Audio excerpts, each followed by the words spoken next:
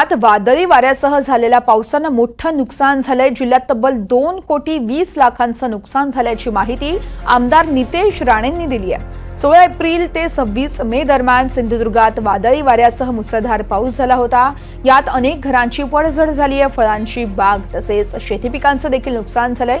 जिल्ह्यातील 360 घरांना वादळाचा तडाखा बसलाय, तर गुरांचे गोठे झोपड्या देखील जमीनदोस्त झाल्यात। त्यामुळे नितेश राणे यांच्याकडून ही माहिती देण्यात आली आहे। ह्या परिसरामध्ये हे वादळामुळे जे काही नुकसान झालेलं आणि त्यानंतर प्रशासन असो MSCB असो या लोकांनी जे काही पंचनामे केले आणि एकंदरीत सगळ्या नुकसानीचा आढावाही घेतला।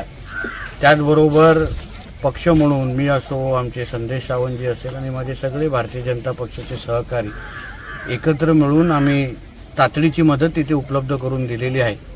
पण प्रामुख्याने आमच्या तहसीलदार देशपांडेजींनी जे काही पंचनामे केले आणि त्याप्रमाणे नुकसान भरपाईच्या जो काही मागणी जिल्हाधिकाऱ्यांच्या माध्यमातून राज्य सरकारकडे केलेली आहे त्याचा पाठपुरावा मी स्वतः करणार आहे। पालकमंत्री रवी चव्हाणजींशी पण बोलेन, देवेंद्र फडणवीस साहेबांशी बोलेन